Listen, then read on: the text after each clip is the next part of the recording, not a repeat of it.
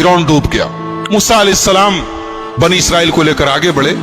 आगे पहुंचे तो अल्लाह ताला ने मूसा अलैहिस्सलाम को कूहे तूर पे बुलाया और कहा कि ऐ मूसा, हम तुम्हें अपनी किताब देंगे, तुम्हें कुछ खास अहकामात देंगे, उसके लिए तुम्हें तूर पहाड़ के ऊपर आना पड़ेगा। और 40 दिन तक मूसा अलैहिस्सलाम तूर पहाड़ पे थे।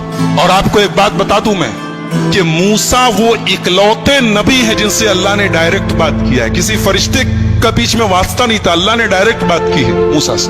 जब भी बात की है डायरेक्ट बात की है। तो हजरत मूसा ने कहा कि अल्लाह, मैं आपको देखना चाहता हूं। अल्लाह ने कहा लन तरानी, तो मुझे कभी नहीं देख सकते। बाज उलमा ने कहा है कि अल्लाह ताला को मूसा ने कहा लन तरानी, अल्लाह ने कहा तुम मुझे कभी नहीं देख सकते। इससे पता चला कि अल्लाह को कोई देख नहीं सकता, कभी नहीं देख सकता। मगर यह बात गलत है। दुनिया की आंख से अल्लाह को कभी नहीं देखा जा सकता, लेकिन आखिरत में लोग अल्लाह का दीदार करेंगे। जन्नती जब जन्नत में जाएंगे तो अल्लाह ताला का दीदार करेंगे। ये कुरान से भी साबित है और हदीस से भी साबित है। तो दुनिया की आंख से कोई अल्लाह को नहीं देख सकता। हमारे नबी सल्लल्लाहु अलैहि वसल्लम भी जब मेराज पर गए तो सही बात यह है कि आपने अल्लाह को नहीं देखा, आपने अपने रब का दीदार नहीं किया, जैसा कि बुखारी की रिवायत थी। तो अल्लाह ने कहा कि मूसा, एक काम करो, तुम इस पहाड़ को देखो, इस पहाड़ के ऊपर हम अपनी तजल्ली उतारते हैं, तुम इस पहाड़ को देखो। अगर ये पहाड़ अपनी जगह बरकरार रह गया तो तुम मुझे देख लोगे। फलम्मा तजल्ला रब्बुहु लिल जबली जअलहु दक्का, जब अल्लाह ने अपनी तजल्ली उतारी है पहाड़ के ऊपर, पहाड़ रेजा रेजा हो गया। वखर्र मूसा सईका, और मूसा बेहोश होकर गिर पड़े। जब मूसा होश में आए तो कहने लगे अल्लाह, मैं तौबा करता हूं, अब आज के बाद मैं ये ऐसी डिमांड नहीं करूंगा, ऐसा मुतालबा नहीं करूंगा, मैं तुझको देखना चाहता हूं। जब मूसा अलैहिस्सलाम तूर पहाड़ से वापस गए तो देखा उनकी कौम ने बछड़े को अपना माबूद बना लिया। उनकी कौम में सामिरी नाम का एक आदमी था, उसने सोने को पिघला करके एक बछड़ा तैयार किया और उस बछड़े के अंदर ऐसा कुछ सिस्टम बना दिया कि जब हवा चलती थी तो बछड़े से आवाज निकलती थी। तो बनी इसराइल से कहा उसने कि यही तुम्हारा खुदा है, और इसी से मिलने के लिए मूसा गए। तो बनी इसराइल उसके आगे सजदा करने लगे।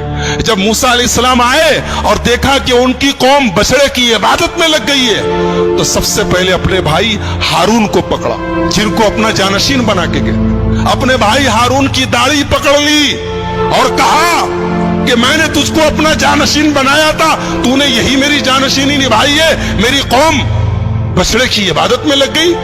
कहा कि मेरे भाई, पहले मेरी बात सुन लो, मेरी दाढ़ी छोड़ दो, मेरा बाल छोड़ दो, पहले मेरी बात तो सुनो। ये सब आपस में झगड़ा कर रहे थे और मैंने समझाने की कोशिश की, लेकिन मैंने देखा कि अगर मैं ज्यादा इंटरफेयर करता हूं तो बात ज्यादा बढ़ जाएगी। मैंने आपके आने का इंतजार किया, मैंने और कुछ नहीं किया। मूसा अलैहिस्सलाम ने बुलाया सामरी को, बोला ये बता तूने ये क्या किया है, ये तूने बछड़े को क्यों बनाया है? तो सामरी जवाब क्या देता है कि मैंने हजरत जिब्रील के घोड़े के नीचे से मिट्टी ले ली और उस मिट्टी को मिला करके मैंने ये सोने का बछड़ा बनाया है ताकि लोग इसकी इबादत करें। हजरत मूसा ने कहा सामरी से, सुन, आज के बाद तुझे अल्लाह ताला की तरफ से ये सजा मिलती है कि आज के बाद तुझे जिंदगी भर जो छुएगा वो बीमार हो जाएगा। तेरी ये सजा है, तूने बछड़े को माबूद बना के मेरी कौम को शिर्क में डाला। अब तुझे ये सजा मिलती है कि तू जिंदगी भर अनटचेबल हो जाएगा, तुझे जो टच करेगा बीमार पड़ जाएगा। अब सामरी का हाल ये हो गया कि जो उसे छूता था वो बीमार हो जाता था और वो खुद भी बीमार हो जाता था। लिहाजा जब कोई सामरी के पास से गुजरता था वो कहता ला में सांस, मुझको मत छुओ, मुझको टच मत करो। और उसके बाद हजरत मूसा ने कहा कि तेरा ये जो सोने का माबूद है ना, देख इसका मैं क्या अंजाम करता हूं। उसको आग में जला के हजरत मूसा अलैहिस्सलाम ने पानी में फेंकवा दिया।